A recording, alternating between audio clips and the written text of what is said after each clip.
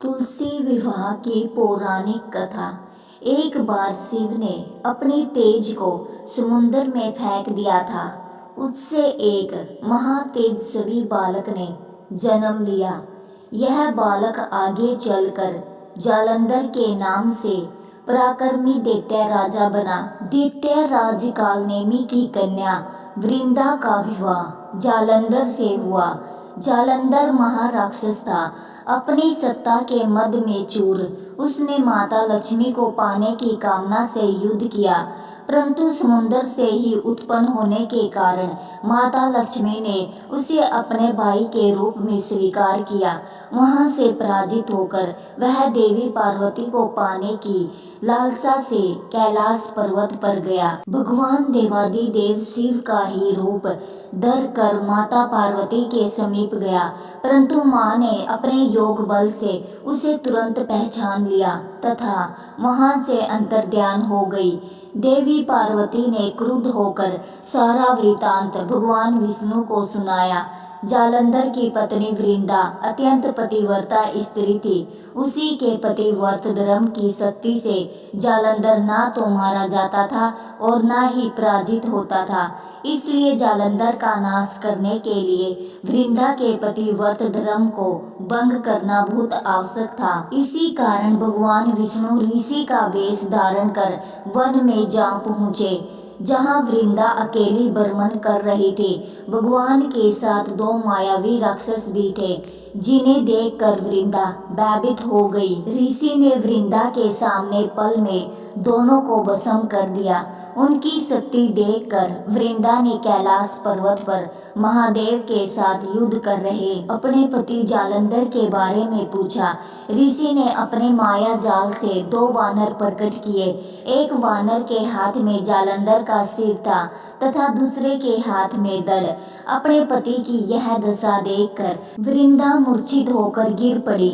होश में आने पर उन्होंने ऋषि रूपी भगवान से विनती की कि वह उसके पति को जीवित करे। भगवान ने अपनी माया से पुनः जालंधर का सिर धड़ से जोड़ दिया, परंतु स्वयं भी वह उसी शरीर में प्रवेश कर गए। वृंदा को इस छल का तनिक भी आभास ना हुआ।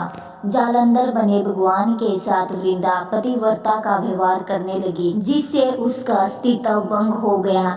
ऐसा होते ही वृंदा का पति जालंधर युद्ध में हार गया। इस सारी लीला का जब वृंदा को पता चला तो उसने क्रुद्ध होकर भगवान विष्णु को हृदयहीन शिला होने का श्राप दे दिया। अपने भगत के श्राप को भगवान विष्णु ने स्वीकार किया और शालिग्राम पत्थर बन गए। सृष्टि के पालनकर्ता के पत्थर बन जाने से ब्रह्मांड में असंतुलन की स्थिति हो गई। यह देखकर सभी देवी देवताओं ने वृंदा से प्रार्थना की वह भगवान विष्णु को श्राप मुक्त कर दे। वृंदा ने भगवान विष्णु को श्राप मुक्त कर स्वयं आत्मदाह कर लिया। जहाँ वृंदा भस्म हुई वहाँ तुलसी का पौधा उगा। भगवान विष्णु ने वृंदा से कहा, हे वृंदा, तुम अपने अस्तित्व के कारण मुझे लक्ष्मी से भी अधिक प्रिय हो गई हो। अब तुम तुलसी के रूप में सदा मेरे साथ रहोगी। तब से हर साल कार्तिक महीने की देव उठावनी एकादशी का दिन तुलसी विवाह के रूप में मनाया जाता है। जो मनुष्य भी मेरे शालिग्राम रूप के साथ तुलसी का विवाह करेगा, उसे इस लोक और परलोक में विपुल यश प्राप्त होगा। उसी दैत्य जालंधर की यह भूमि जालंधर नाम से विख्यात है। सती वृंदा का मंदिर मोहल्ला कोट किशनचंद में स्थित है। कहते हैं कि इस स्थान पर एक प्राचीन गुफा भी थी जो सीधी हरिद्वार तक जाती थी। सच्चे मन से 40 दिन तक सती वृंदा देवी के मंदिर में पूजा करने से सभी मनोरथ पूर्ण होते हैं। जिस घर में तुलसी होती है वहाँ यम के दूत भी असमय नहीं जा सकते।